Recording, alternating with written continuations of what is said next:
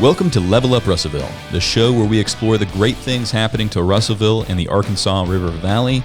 Sit back, relax, these opportunities are real, and you might even be able to take advantage of them yourself. Enjoy the episode. This is a on-the-go podcast. I'm recording hands-free, driving down the highway here in Arkansas. Full moon tonight, beautiful outside. And you know what? The very first few episodes of this podcast series were recorded just like this. Just me talking. And Obi actually really encouraged me to do more of these recently. And you know what? He's right. There's a lot of stuff that we have to talk about, and today's episode is going to be focused on anti-social media movements, how they're growing, the fact that I've started to partake in them, and we're also developing really interesting software, leveraging state-of-the-art tools like AI to help us do it, that are going to change the world. So let's get started. Anti-social media.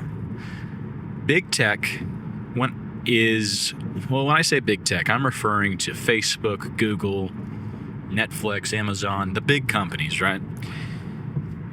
I have really grown to dislike these companies. And if you use their products, that's fine. It's okay. I don't have a problem with you. And in fact, I still use a lot of Google's products because they do so much. It's very hard to disconnect yourself. But I've grown to really dislike what they do to my attention and how they sell our information and how they fragment our communities.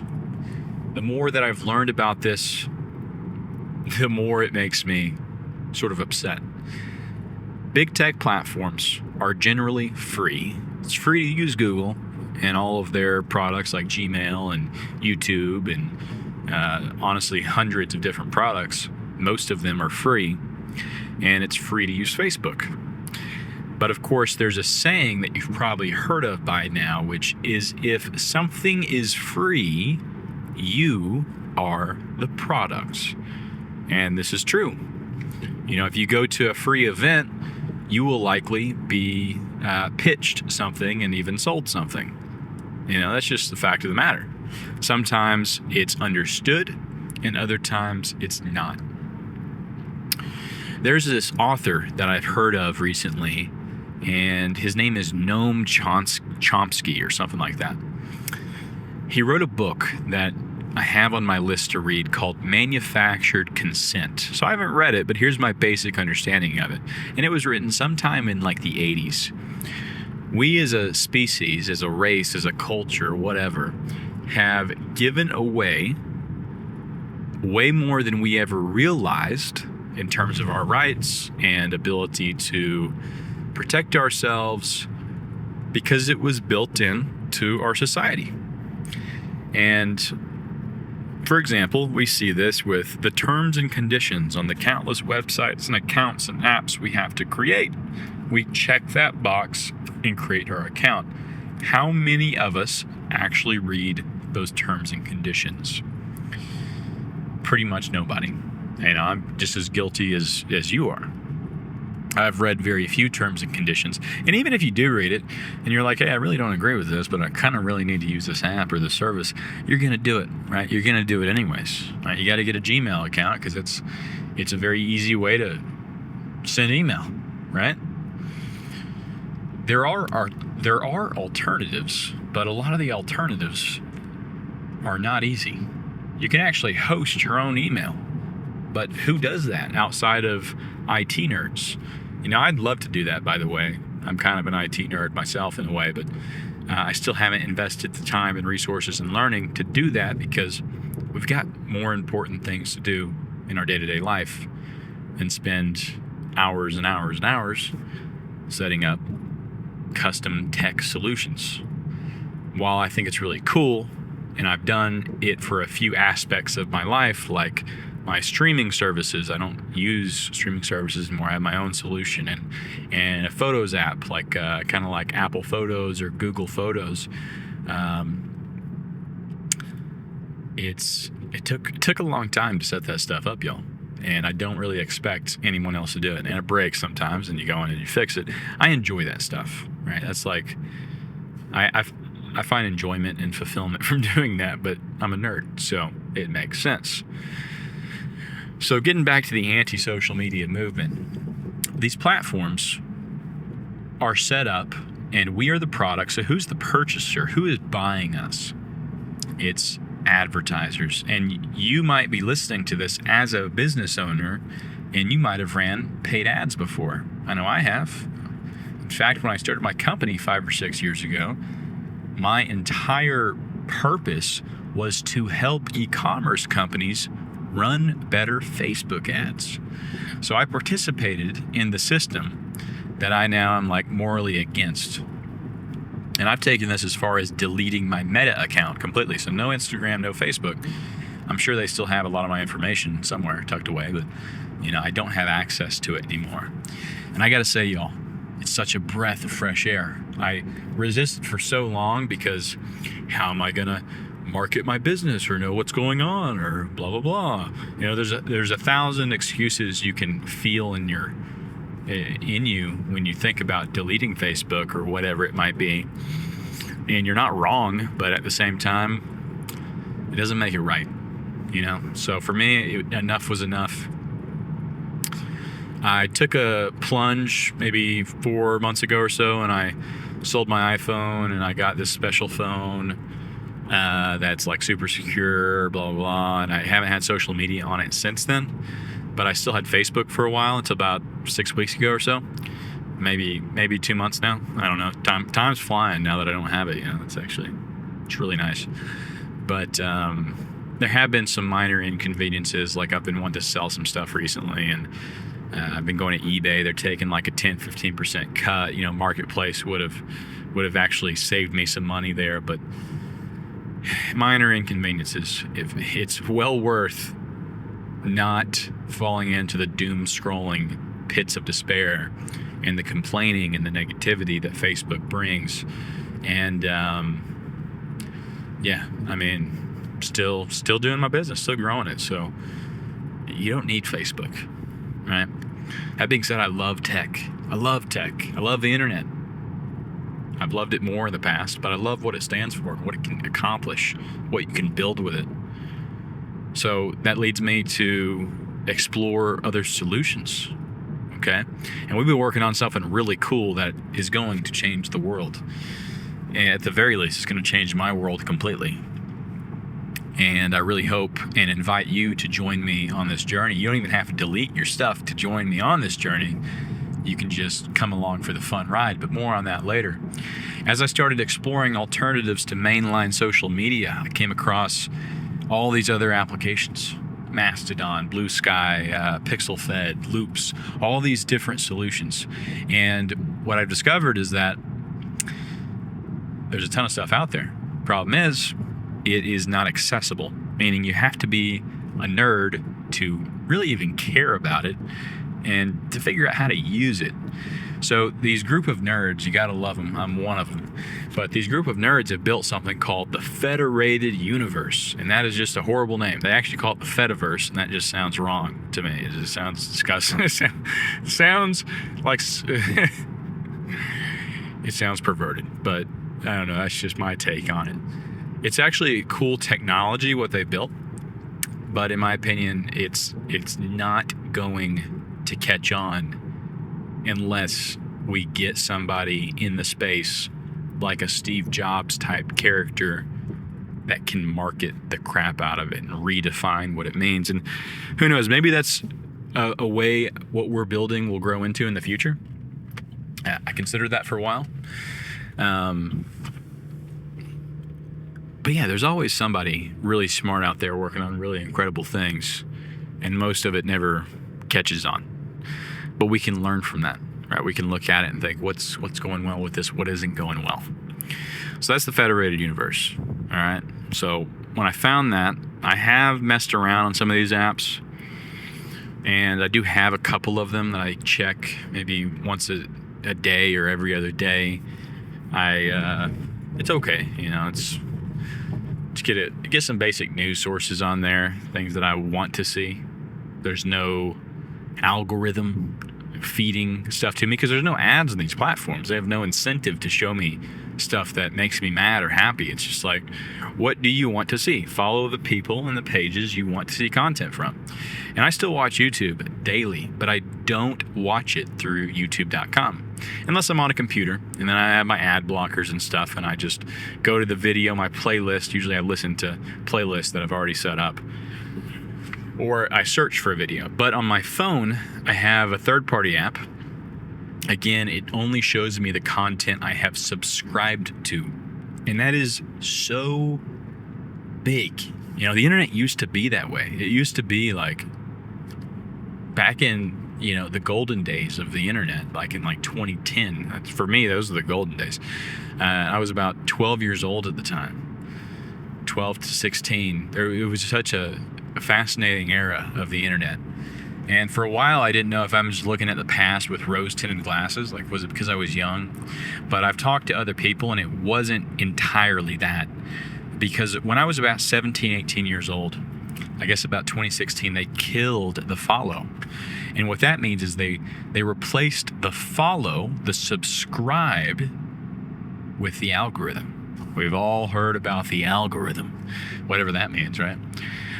But clearly, like on these platforms, you could still follow and subscribe to things, but the priority shifted to the algorithm. What recommendations can these platforms serve you that keep you on the platform longer so you consume more ads and spend more money and spend more time? And when I heard someone articulate it that way in like a YouTube video a few months ago, I was like, yes, I knew something changed. But I hadn't quite heard it framed that way. They killed the follow. And that's exactly what happened. And in my opinion, the internet has been in a steep nosedive ever since. It's really sad, actually. There's this thing called the dead internet theory, which is most of the people and content, comments and likes and arguments you see online are actually not real people. They're bots. Doesn't mean they're AI, right? That's kind of a buzzword. We can talk about, and we'll talk about AI technology either later in this episode or in a different one. But it could be a nation state setting up a bunch of bots to, and I'm sure our nation state does the same thing. In fact, they do, to manipulate opinion. Manipulate opinion around elections or around all sorts of things, around religion, around food, around science, around medicine. And if you think your views are based in reality, maybe they are, maybe they're not. But chances are you've been manipulated. We all have in some form or fashion. I won't get into the weeds. I don't want to get political with this episode because this is not fear-mongering. This is not to divide us. Because what I've been setting my eyes on for the last 2.5 years is how do we unite us?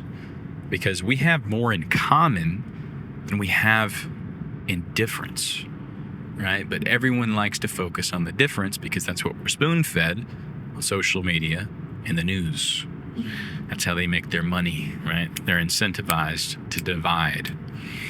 And as humanity's become more connected than ever through the internet, we've actually become more disconnected within the local geographic spheres, within your local community. In fact, I was in Booneville today, and I walked inside a random business. I was downtown just sitting, had a few hours to kill. So I walk inside, I see this black building downtown, and it's some Japanese name on the sign. I didn't know if it was a sushi house or what. Yukaroki, I don't even know what it's called. I have to look at the little thing I got. But it's a tea house. A tea house. I never heard of one before. But I walk in there.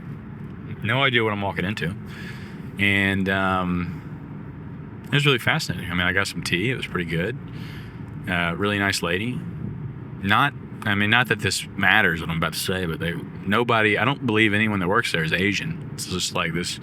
I didn't meet the owner, but from the story the employee told me, she did a lot of traveling and fell in love with tea and how I'm not talking about sweet tea. I'm talking about like tea, like loose leaf brewing tea. And it was really obviously inspired by, I believe, the Japanese culture. And it was really cool. Got some tea. It was a good time. We spoke for a while. And Booneville doesn't even know they're there. You know, of course, some people do, but they've been there for 2 years and they're blown away that people are coming in and saying, well, I didn't know you were here. The thing is, though, what I told them is I've lived in Russellville my whole life. There are businesses that have been there longer than I've been alive that are telling me the same thing, that they're blown away, that people come inside and say, I didn't even know you were here. Obviously, like, there's an element of that I think will always be there, but why?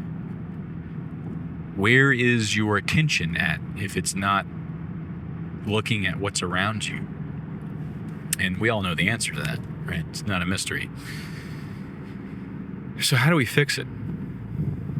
Right? How do we fix it? Because Facebook and Google are not good at fixing it.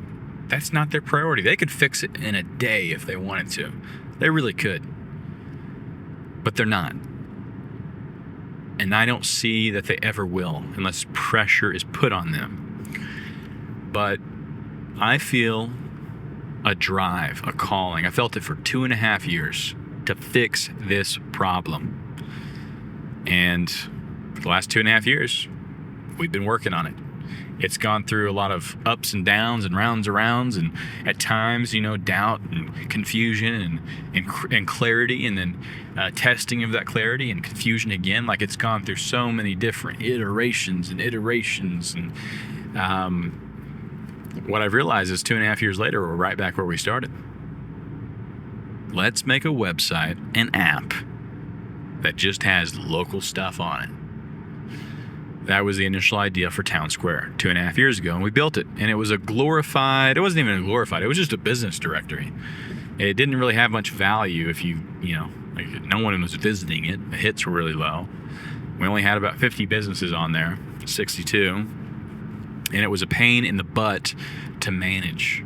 Like, it took a lot of time to add these businesses on there and everything like that. And the value proposition was relatively low. Like, you could just go to Google and find the same information. Even though a lot of businesses don't use Google to the max. Some businesses aren't even on there because they're too busy to set it up. But pretty much every business, unless they've hired an outside firm, are not optimized on Google. They're not, in bigger cities, yes, there are like some top players, but not in Russellville. Like, hardly anyone knows what they're doing on it. I barely know what I'm doing on it. It's complicated. Google has like at least 300 different products, and they all interlink and weave in and out of each other. And you got to be like a full-time Google marketer to understand what is really going on. And that's not even half the battle. I don't even want to get into all that because there's just so much, and we could talk about it all day, and I'll miss 90% of it anyways. So if there's a gap with Google search, like, hey, what's the newest taco truck in my town, or what are these economic initiatives going on? What opportunities exist around me? Where do I find jobs? If that's not working, and Facebook, and we've identified that doesn't work, even though you probably get a lot of your information locally on Facebook, you get distracted on there, 100%. You see the complaints, you see the negativity. It manipulates the way you feel about your local community and your economy. And you're missing a lot anyways. What do we do? So that's what we've been doing for the last month. I say 2.5 years, but the last month we've actually been programming it. We've been developing it. And it's coming along excellent. Part of it was 2.5 years ago, didn't have the skill set, the technical skill set, didn't have the perspective, the experience, the belief, the fundamental belief this is the way. And then part of it is also technology just wasn't there yet to match where we were, but now it is. A lot of that is through large language models and the incredible things you can do. I'm not talking about ChatGPT, y'all. We're not going to get into the technical details on this podcast, but it is insane what you can do. You can make anything. anything is possible. Anything is possible. It always has been. But for me, it's just been like, whoa, now I can do anything, truly, like any technical thing I wanted to build. It's just a matter of, should I? Is it solving a real problem? Is it worth the time? Am I passionate about it? And if you have like a level of technical experience mixed with some of these advanced AI techniques and frameworks, you can do a lot. Again, possibilities are limitless. So we're building Town Square as an app, as a website, as a lot of things really, but you'll be able to interact with it in a lot of ways when we're finished with it. Well, when we launch it, let's just say that, because it'll never be finished. And it's also about you. It's about the community. It's not about us. It's at its core, it's a civic utility. A resident logs into Town Square, finds what they need fast, the events, the anchors around them. What is an anchor? Well, community anchors are what tie a community together. It's the businesses, the churches, the clubs, the organizations. Get on there, find the information, follow them for updates if you want to. Don't get on there and post about your day. You don't even have the ability to do that. Go to Facebook for that, right? We're not trying to compete with Facebook here. We're not trying to compete with Google. We're going deeper than either one of them ever could. On community, on history, on stories, on the fabric that makes us who we are. If you're an anchor, a business that wants to be an anchor, make a free profile. If you have 500 followers on Town Square, you own that relationship. Well, actually, you co-own it because you co-own it with the resident. It's as much their relationship as it is yours. So get on there and talk about your business, talk about your community. And if you have 500 followers, when you make a post, 500 of them will see it. Everyone's experienced the deal on Facebook where you make a post to your 10,000 followers or whatever you got, 2% of them saw it. There's a little button below that number that says, you want to reach more? Boost this post. You click on that button, credit card details at the ready. Pay Zuckerberg. Because Zuckerberg owns that relationship. And hey, we agreed to it. Manufactured consent. We ticked those boxes. We didn't read it, but that's what we were signing up for. Like Town Square, that's not what you're signing up for. If you have 500 followers, you have 500 followers. If you unfollow a business, you unfollow a business. If you follow somebody, you see their stuff. It's really cool. It's really coming together. The next thing we're adding to Town Square before we launch is the neighbor system. This is an opportunity for your neighbors to utilize this platform, to post. I just said residents can't post, but now I'm saying neighbors can. So what's the difference? A neighbor is like a local influencer, someone providing something of value. It could be for commercial reasons. It could also be for non-commercial reasons. Say there's a local historian at a library. Use this as your platform. Use other platforms too if you want, but post it on Town Square. Curate your community. Provide value. Make your community, do what you're already doing in your community, but now in a platform that respects you and your neighbors. If businesses need help with anything, you might get on there and request the help of a neighbor. If you want to pay them for it, that's between y'all. They're just here to help you. So Town Square is poised to turn everyone into a local journalist, a local content creator, a local influencer. And I say influencer like not in the way of like a social media influencer, but we all influence people around us. And that can be subtly, that can be loudly. It's all up to you, right? So I'll have a neighbor profile on Town Square. And what you'll see there are my podcasts. You'll hear the podcast, you'll see them, you'll see the blogs that we write about people that have been on our podcasts and different things like that. And then the anchors and businesses that were featured in that can even featured on their profile too. Also, something that over the last 2.5 years I realized is the average Joe So not you, because you're here listening to this. You're not the average Joe. But the average Joe is living paycheck to paycheck. They, and understandably, their attention, well, they only have enough time for what benefits them, and their attention is being siphoned. They're in the Matrix, really, like, that scene in the Matrix where everyone's in these tubes and their life force is being siphoned. It's what's happening to everyone around us. It is disgusting. And, I can't expect them to care about local economy and communities and businesses the same way that you and I do. So what can we do about that? Well, we can incentivize them. We can build experiences, games, and rewards that get them interacting locally, get them out of the matrix, reset themselves a little bit, give them valuable connections around them.